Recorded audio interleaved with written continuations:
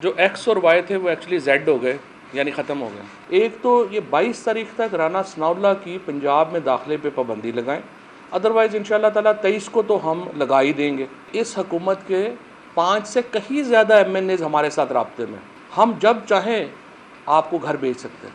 इस वक्त ये हुकूमत वेंटिलेटर के ऊपर है, उसका स्विच ऑन ऑफ करना हमारे पास है। चीफ इलेक्शन कमिश्नर के पास भी चंद दिन ही हैं, वो ख़ुद फैसला कर लें कि वो खुद जाएंगे या फिर उन्हें भेजने के लिए कोई कार्रवाई जो है वो की जाए। जो कल राना सनाउल्लाह ने प्रेस कॉन्फ्रेंस की, सबसे पहले मैं शहबाज शरीफ साहब से कहूँगा, ऐसे अहमक लोगों को अपने से दूर रखें। अगर आप हमने अभी तक, कल भी अगर आपने इमरान खान की तकरीर सुनी हो, हमने बॉल अभी तक जो है वो हुकूमत के कोर्ट में रखी है। इस वक्त ये हुकूमत वेंटिलेटर के ऊपर है, उसका स्विच ऑन ऑफ करना हमारे पास है। ये कहना कि हम पंजाब में 5 लोग जो हैं वो आएंगे या नहीं आएंगे, आप उसकी फ़िक्र छोड़ दें। मैं आपसे कहना चाहता हूँ, इस वक्त आपके पास सिर्फ़ एक वोट की बर्तरी है वफाक में। हम जब चाहें आपको घर भेज सकते हैं। हम आज ये वेंटिलेटर का स्विच ऑफ कर देंगे, आप सारे बिल्कुल जो है वो सियासी तौर के ऊपर ख़त्म हो जाएंगे। इसके बावजूद 5 MNAs जो इस वक्त ये नीचे की बात कर रहे हैं, मैं आपको बता सकता हूँ कि इस हुकूमत के 5 से कहीं ज़्यादा MNAs हमारे साथ राब्ते में। और अगर आज सदर ममलिकत आरिफ अलवी साहब शहबाज शरीफ साहब को एतमाद का वोट लेने का कहेंगे, ये नहीं ले पाएंगे। लेकिन हमारा मसला इस वक्त इस हुकूमत को घर भेजना काफ़ी नहीं, हम फ्री एंड फेयर इंतखाबात की तरफ जाना चाहते हैं। फ्री एंड फेयर इलेक्शंस होंगे नए इलेक्शन कमीशन के साथ। हम ये चाहते हैं कि जो सियासी कुव्वतें हैं मुल्क की, वो ये राना सनाउल्लाह टाइप लोगों से, वैसे तो इंशाल्लाह मैं तो डिप्टी स्पीकर साहब को कहना चाहता हूँ कि कल के बयान के बाद दोस्त मोहम्मद मज़ारी हमारे वैसे भी दोस्त हैं, कुछ दिन वो भटक गए थे, अब मुझे उम्मीद है कि वो वापस आएंगे और अपनी गलती पे पशेमान होंगे। एक तो ये 22 तारीख तक राना सनाउल्लाह की पंजाब में दाखिले पे पाबंदी लगाएं, अदरवाइज़ इंशाल्लाह ताला 23 को तो हम लगा ही देंगे। 23 तारीख को ये जो इस वक्त ये जो गवर्नमेंट है, ये सिर्फ CDA का चेयरमैन जो हैं वो रह जाएंगे, क्योंकि जो ही ये मोटरवे पे पहुँचते हैं, अगर आप दाएँ लेंगे तो पेशावर आ जाएगा, बाएँ लेंगे तो लाहौर आ जाएगा। दोनों जगह के ऊपर तहरीक इंसाफ की हुकूमत होगी। लिहाजा ये फ़ैसला भी हमने करना है और इंशाल्लाह मुझे यही है कि 22 तारीख को पंजाब में हमारी हुकूमत बन जाएगी और 23 तारीख को हम राना सनाउल्लाह के पंजाब में दाखिले पे पाबंदी लगा सकते हैं।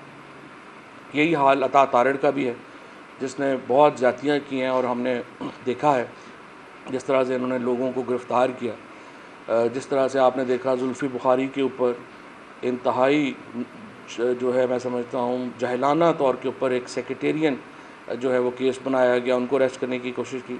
शिबली फराज जैसे शरीफ आदमी को अरेस्ट करने की कोशिश की गई और फिर शहबाज गिल को, शहबाज यहाँ से मुजफ्फरगढ़ गए थे सिर्फ मामलात को देखने और शहबाज को वहाँ पे अरेस्ट किया गया। उसे छोटे से सेल में जो है वो 9 घंटे से ज़्यादा रखा गया और पानी तक जो है वहाँ पे नहीं दिया गया। सो ये लोगों ने जो ज़्यादतियाँ की हैं वो भी खैर उनको भी देखेंगे, लेकिन फ़िलहाल मेरा ये ख्याल है कि राना सनाउल्लाह के रात के बयान के बाद कि 5 लोग गायब हो सकते हैं, डिप्टी स्पीकर जो प्रिजाइडिंग ऑफिसर हैं इस सेशन के, मैं उनसे कहता हूं कि उनके पंजाब में दाखिले पे पाबंदी लगा दें। 23 तारीख को तो इंशाल्लाह हम खुद ही फ़ैसला कर लेंगे। राना सनाउल्लाह, अता तारड़ वगैरह जैसे लोग जो हैं वो पंजाब के लिए नासूर हैं और पंजाब के अवाम ये चाहते हैं कि ये उनको वहाँ पर नज़र ना आए, और वैसे भी ये नफ़रतों में इजाफ़े का बायस है। तो जो लोग भी नफ़रतों में इजाफ़े का बायस हों वो उस सूबे में नहीं आ सकते, डिटेंशन ऑर्डर्स उनके जारी हो सकते हैं। सो मैं इंशाल्लाह ताला, और मुझे फिर उम्मीद यही है कि खैबर पख्तूनख्वा जो है वो भी, जिस तरह अली अमीन गंडापुर को इन्होंने वहाँ पंजाब में दाखिले पे रोका, अगर उनको भी जो है वो कहा जा सकता है कि वो भी गौर कर लें, और अगर उन्होंने भी राना सनाउल्लाह और अता तारड़ वगैरह के दाखिले पे पाबंदी लगा दी तो फिर इन्हें मेरा ख्याल है यहाँ गेस्ट हाउस किराए पे इस्लामाबाद में लेके रहना पड़ेगा, और वो भी सिर्फ चंद दिन ही होगा, क्योंकि हमने चंद दिन की मोहलत दी है इस हुकूमत को। वो ख़ुद फ़ैसला कर लें उन्होंने आम इंतखाबात की तरफ कब जाना है, और इलेक्शन कमीशन और दीगर इलेक्टोरल रिफॉर्म्स की तरफ का बाना है। दो ही, हमारा कोई ऐसा मुतालबा नहीं है जो खुफिया। हमारे जो गुफ्तगू हुई है, जो बाकी हमारे ताकतवर हलके हैं उनको भी हमारा बड़ा वाज़े तौर के ऊपर हमारा एजेंडा पता है। हमारा जो अवाम के सामने जो एजेंडा है वही एजेंडा हमारा ड्राइंग रूम में है। वो दिन गुजर गए, जैसे कल प्राइम मिनिस्टर इमरान खान साहब ने कहा कि जब बंद कमरों में 4-6 लोग बैठ के फ़ैसले कर देते थे, अब फ़ैसले अवाम के पास है और पाकिस्तान तहरीक इंसाफ अपनी हर एजेंडा अवाम से अप्रूव करा के उसके ऊपर इम्प्लीमेंट कराएगी। एजेंडा हमारा बड़ा सिंपल है। नंबर 1, इलेक्शन कमीशन जो है इसको जाना होगा और मैं समझता हूँ कि चीफ़ इलेक्शन कमिश्नर के पास भी चंद दिन ही है, वो ख़ुद फ़ैसला कर लें कि वो ख़ुद जाएंगे या फिर उन्हें भेजने के लिए कोई कार्रवाई जो है वो की जाए। उन्हें ख़ुद चला जाना चाहिए। थोड़ी बहुत अपनी जो इज़्ज़त, तो खैर उन्होंने कोशिश पूरी की है कि ना उनकी कोई इज़्ज़त रह जाए ना इदारे की कोई इज़्ज़त रह जाए, लेकिन फिर भी मैं समझता हूँ उनके पास आखिरी मोहलत है, वो इस्तीफ़ा दे दें और सियासी जमातों को ये मौका दें कि वो नया इलेक्शन कमीशन बना सकें। हम इलेक्शन कमीशन ये नहीं कह रहे कि तहरीक इंसाफ की मर्ज़ी से बनना चाहिए, हम कह रहे हैं जो सियासी कुव्वतें हैं उनको मिल बैठ के नया इलेक्शन कमीशन तश्कील देना चाहिए और जिसके ऊपर तमाम को एतबार। ये तो नहीं हो सकता कि आप मैच में अंपायर हैं और एक टीम कह रही है हमें आपके ऊपर एतबार ही नहीं है, आपको छोड़ के चला जाना चाहिए। सो नंबर 1, और उसके बाद आम इंतखाबात की तारीख़ जो है वो शहबाज शरीफ साहब हमें दें, हम उनके साथ उसके बाद जो है पार्लियामेंट में जाके या बग़ैर हम बातचीत करने को तैयार हैं। जो ही शहबाज शरीफ इंतखाबात का ऐलान करते हैं संजीदा होके हम उनके साथ बातचीत करेंगे। फ्रेमवर्क जो इलेक्शंस का है वो पॉलिटिकल पार्टीज़ ने तय करना है और उस फ्रेमवर्क में सबसे अहम बात यही है कि इलेक्शन कमीशन जो है वो नया कॉन्स्टिट्यूट होना है। इसके अलावा मैं ये समझता हूँ कि हमज़ा शहबाज ने, जमहूरियत जो होती है वो कुछ ट्रेडिशंस के ऊपर भी चलती है, उसकी कुछ रवायात होती हैं। हमज़ा शहबाज को अब तक इस्तीफ़ा दे देना चाहिए था, बजाय इसके कि वो कभी एक जगह के ऊपर कभी दूसरी, कभी एक हेलीकॉप्टर कभी दूसरा हेलीकॉप्टर, इस तरह से आप जमहूरियत को कमज़ोर कर रहे हैं। हमज़ा शहबाज को चाहिए अपने ओहदे से अलहदा हो जाए और परवेज़ इलाही साहब जो हैं उनको इंतज़ाम चलाने दें, बिकॉज़ हमने कल जो है वो तौसीक कर दी है पाकिस्तान तहरीक इंसाफ ने चौधरी परवेज़ इलाही की बतौर वज़ीर आला नॉमिनेशन की, और हम यही चाहते हैं कि उनको अब मौका दिया जाए कि वो पंजाब में इंतज़ाम और इंसराम संभालें। लिहाजा हमज़ा शहबाज को अपने ओहदे से फ़ौरी तौर पे कुछ शर्म करनी चाहिए, इतनी बुरी उनको डिफ़ीट हुई है। ख़ुद मरीम नवाज़ ने आके वो डिफ़ीट जो है वो एक्सेप्ट की है, अहमद मलिक साहब ने वो डिफ़ीट एक्सेप्ट की है। उसके बाद नेचुरल कॉन्सिक्वेंस ये था, उसका अगर कुदरती तरीका ये था कि हमज़ा शहबाज अपना इस्तीफ़ा टेंडर कर देते और कहते जी इसके बाद मेरा बिल्कुल इखलाकी तौर पे यहाँ रहने का जवाज़ नहीं बनता, लेकिन वो चिमटे हुए हैं, तो उनको अपने ओहदे से अलहदा होना चाहिए। ये राना सनाउल्लाह के पंजाब में दाखिले के ऊपर जो है वो फौरी पाबंदी लगाई जाए 22 तारीख तक।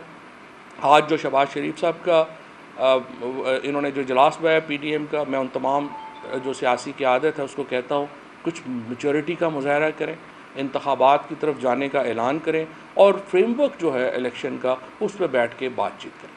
फवाद साहब 2 दिन हो गए हैं कि कोई वज़ीर यहाँ पर मौजूद नहीं है, पूरी हुकूमती मशीनरी जो है वो लाहौर में इस वक्त है, हुकूमत का सारा काम ठप है, कोई काम नहीं चल रहा।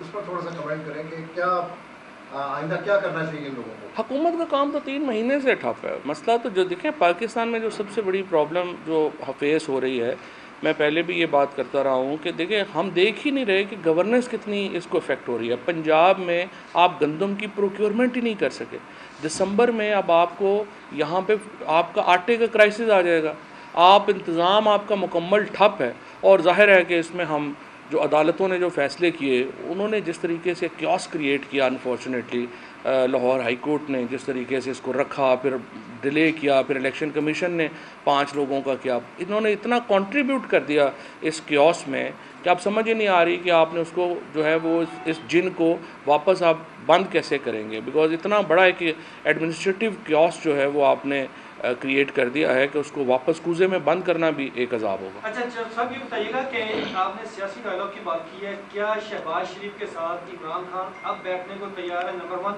दूसरा सवाल, जिन XY का जिक्र होता रहा इलेक्शन से पहले, जो PTA की जानब से वो कलमात अदा किए गए, उनका रोल इस पूरे इलेक्शन में, ज़िमनी इलेक्शन में कैसा रहा? क्या वो न्यूट्रल थे या फिर जो X और Y थे वो एक्चुअली Z हो गए, यानी ख़त्म हो गए।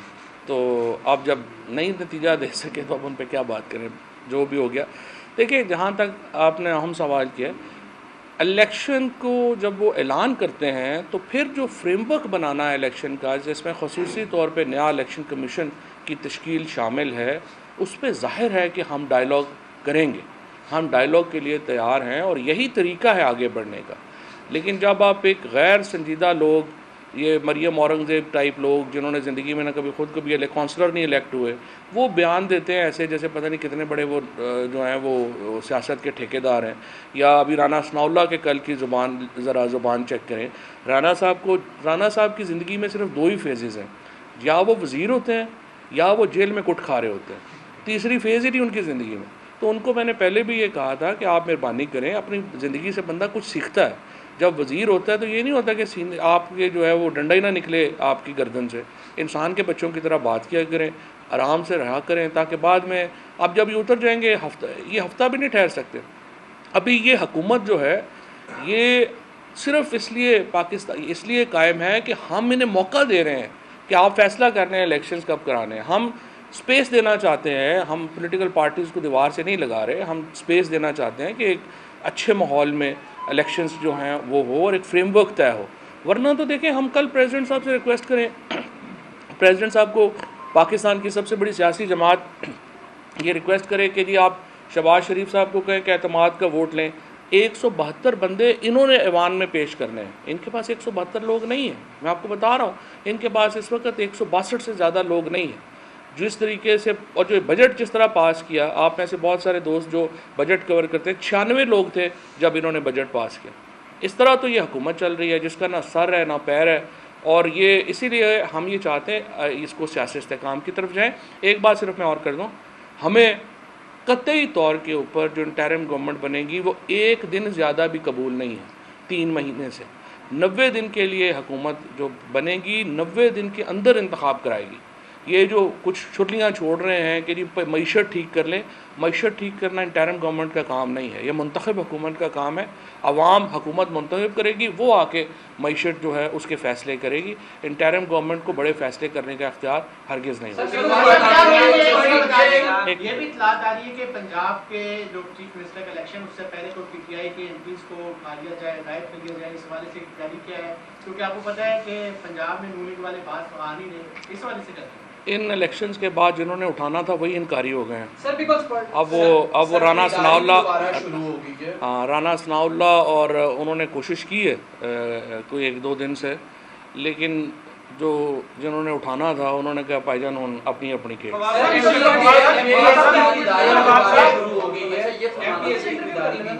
देखिए, ये बिल्कुल आपने बात सही की है कि हमें इत्तलात मिली है। हमारे कुछ MPs जो हैं उन्होंने भी रिपोर्ट किया है कि उनसे रब्ता किया गया है और उन्हें भारी जो रकूम है वो ऑफ़र की गई है। कम से कम 2 MPs जो हैं उनको रब्ता किया गया और उन्होंने बड़ी सख्ती से उसको मुस्तरद किया। बहरहाल अब हम देख लेंगे अगर अच्छा आप उमर सर ये बताइएगा कि पीपल्स एक मिनट उमर सर पीपल्स अभी जिस तरह आप इलेक्शन की डिमांड कर रहे हैं और आपने पंजाब जीतकर भी आपका मुतालबा यही है कि असम्बलियाँ डिसॉल्व और नए इंतखाबात की तरफ जाया जाए। शहबाज शरीफ हुकूमत की जो सबसे बड़ी इत्तेहादी जमात है पीपल्स पार्टी, उनकी कल सेंट्रल एग्जीक्यूटिव कमेटी का इजलास हुआ जिसमें उन्होंने ये फैसला किया कि वो नून लीग की हुकूमत के साथ खड़े हैं और वो अभी भी वो ये कह रहे हैं कि हुकूमत आएगी मुद्दत पूरी करेगी और हम साथ देंगे। इस सिचुएशन में सर आपका स्टांस क्या होगा, हिकमत अमली आपकी क्या होगी? जरदारी साहब तो कभी ज़िंदगी में भुट्टो के साथ खड़े नहीं हुए, उन्होंने नून के साथ क्या खड़ा होना। उनका स्टांस जो है वो ये है, असल में तो देखें पीपल्स पार्टी जो है वो नून की जो इस वक्त सियासी लाश है उसके ऊपर खड़े होके बड़के मार रही है। पीपल्स पार्टी का अपना तो कुछ भी नहीं है जा रहा, वो तो 4 डिवीज़न की पार्टी है सिंध की। वो क्या कहते हैं कि नहीं हमें सिंध में हुकूमत कंटिन्यू करने दी जाए। जरदारी साहब को भी पता है कि अब ये शहबाज शरीफ की हुकूमत तो कंटिन्यू नहीं कर सकती, आज एतमाद का वोट हम कहेंगे ये नहीं दे सकेंगे। सो उनको भी पता है कि शहबाज शरीफ की हुकूमत तो वेंटिलेटर के ऊपर है।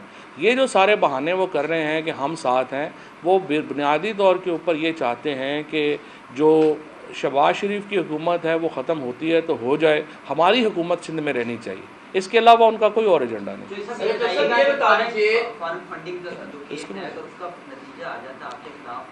पहली बात तो यह है कि फ़ॉरेन फंडिंग का कोई केस है ही नहीं पीटीआई के ऊपर। यहाँ पे प्रोहिबिटेड फंडिंग का, ममनुआ फंडिंग का केस है, जिसमें इस वक्त तक ये है कि ये पहले आप समझें कि एलिगेशन क्या है। एलिगेशन ये है कि जो कंपनियाँ थीं बाहर, उन्होंने हमें पैसे भेजे, वो पैसे इस वक्त तकरीबन 25 करोड़ रुपए हैं मेरा ख्याल है, 25 हमें कोई ओवरऑल अरबों रुपए की फंडिंग हुई। उसमें से जो 25 करोड़ रुपया है वो कंपनीज़ की तरफ से आया। जो 2013 तक बाहर का जो कानून था उसमें कोई पाबंदी नहीं थी कंपनियों की कि वो उसको डोनर भेज सकती हैं पैसे या नहीं भेज सकती।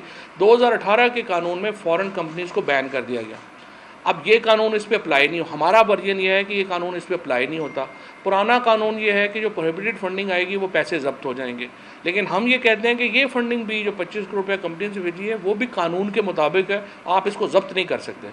ये सिर्फ जो है वो केस है और हमें कोई प्रॉब्लम नहीं है उस केस से, और हम समझते हैं कि इलेक्शन कमीशन के मामला इससे अलावा है, फंडिंग का उससे कोई ताल्लुक। तो सब जो ज़िमनी इलेक्शंस हैं, इससे पहले परसेप्शन थी कि 15-5 का कहा जा रहा था, लेकिन पीटीआई की मिली इसी इलेक्शन कमीशन की तरफ मिली। क्या उसके बाद से कहा जा सकता है कि कुछ एतमाद बहाल हुआ है इलेक्शन कमीशन पे? हमारा एतमाद है ही नहीं, ज़ीरो एतमाद है। ये तो देखें इलेक्शन कमीशन ने क्या नहीं कर लिया हमें हराने के लिए। वोटर लिस्टें चेंज कर दी, पोलिंग की जो हमारी स्कीम्स थी वो बदल दी, उसके बाद इन्होंने 5 लोग हमारे पंजाब में उनकी नोटिफाई नहीं किया। आप और फिर इससे भी जाहिर होता है, हमें आप छोड़ दें, हमारी तनकीद छोड़ दें, 7 केसेस जो हमने इलेक्शन कमीशन के पास लेके गए, इलेक्शन कमीशन ने हमारे ख़िलाफ़ फ़ैसले दिए, 7 के 7 जब हम हाई कोर्ट्स में और सुप्रीम कोर्ट में लेके गए वो रिवर्स हुए और पीटीआई के हक़ में हुए। इससे आप अंदाज़ा लगा सकते हैं कि कितना बड़ा इलेक्शन कमीशन ऑफ पाकिस्तान जो है वो बायस्ड, एक उनका बायस है पीटीआई के ख़िलाफ़। और देखें ये हमारा हक़ है। मुझे नहीं समझ आती ये बात करनी कि नहीं जी इसी के तहत हो, भाई नहीं होते। सबसे बड़ी पार्टी कह रही है नहीं होना आपके अंडर इलेक्शन नहीं होना चाहिए, तो फिर नहीं होना चाहिए। ये क्या बात हुई? आप तो आए ही इसीलिए है कि तमाम पार्टीज़ को आप पे एतमाद है और आप इलेक्शन जो कराएंगे वो रिजल्ट सब एक्सेप्ट करेंगे। यहाँ सबसे बड़ी पार्टी कह रही है हमें आपके ऊपर एतमाद नहीं है। और फिर कल आप देखें, मरियम नवाज शरीफ ने, राना सनाउल्लाह ने, मरियम औरंगज़ेब ने, इन लोगों ने इलेक्शन कमीशन की ऐसे तर्जुमानी की है जैसे ये असल में इलेक्शन कमीशन के एम्प्लॉई हैं, इनका तो कोई ताल्लुक़ नहीं था। सो ये तमाम चीज़ें हमारे जहन में ये डाउट डालती हैं कि इलेक्शन कमीशन जो है वो गैर जानबदार नहीं है, और जब हम कह रहे हैं गैर जानबदार नहीं है तो उसको इसी के ऊपर जो है वो हट जाना चाहिए। फवाद साहब, आपने कहा कि इलेक्शन कमीशन मुस्ताफी हो जाए, चूँकि आप पार्लियामेंट में मौजूद नहीं हैं, आईनी और कानूनी तौर पर जो अपोजिशन लीडर राजा रियाज और वज़ीर-ए-आज़म शहबाज शरीफ जो है उन्होंने नॉमिनेट करना है, क्या उसको एक्सेप्ट कर लिया जाएगा? नहीं, लेकिन राजा रियाज तो डमी है ना। राजा रियाज तो जो वो अपना कई दफ़ा प्रोग्रामों में डमी बुला के बैठा लिए जाते हैं, वो ऐसे पोजीशन लीडर, तो ज़ाहिर है उनकी तो कोई हैसियत नहीं है, उनसे तो कोई आप बात नहीं कर सकते। इसीलिए अगर आप देखें, मैंने अपनी प्रेस कॉन्फ्रेंस में शहबाज शरीफ साहब को मुखातब किया, मैं उनसे ये कह रहा हूँ कि हमने आपको स्पेस दी है, हम ये हुकूमत कल गिराना चाहें हम गिरा सकते हैं, लेकिन हम ये चाहते हैं कि ये बॉल इस वक्त आपकी कोर्ट में है, आप फैसला कर लें कि हमने आगे कैसे बढ़ना है। और और मुझे उम्मीद है कि सियासी जमातें जो हैं वो एक अपनी संजीदा लोगों की बात सुनेंगी और वो इस एक फ्रेमवर्क के तहत आगे बढ़ेंगे, बजाय इसके कि हम एक ऐसे इलेक्शन में जाएं जिसमें एक पूरी कोई किसी को मान ही ना रहा हो। शहबाज शरीफ अगर सिकंदर सुल्तान साहब की जगह फवाद हसन को या अहद चीमा को चीफ इलेक्शन कमीशन लगा देते हैं, तो आपके पास तो इस वक्त आईनी और कानूनी ऑप्शन क्या है कि जिसमें आप कोई उनसे मुज़ाकरात करें और अपोजिशन लीडर या वज़ीर-ए-आज़म उसका इंतखाब कर सकें? इसको कहते हैं सारी रात किस्सा सुनते रहे, सुबह उठ के कहा हीर मरती है। और मैं घंटे से यही बता रहा हूँ